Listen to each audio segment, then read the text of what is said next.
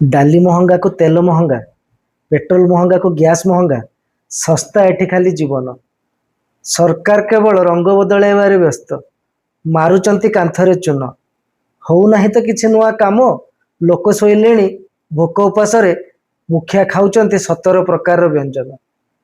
नोटबंदी, जीएसटी, आधार, राशन की पोल्यूशन, लोके मोलेणी लगेई लगेई लाइन। अरे भाई ये की प्रकार शासन? अरे कथा होउचंती लोके काली ये सरकार डबल इंजिन। पेट्रोल दर तो आकाश छुईलाणी, सर्टेज हेलाणी इंधन, इलेक्ट्रिक बिल भी किछि कम आसु नाही, तथापि लोक बाध्य होई किनिचंती इंडक्शन।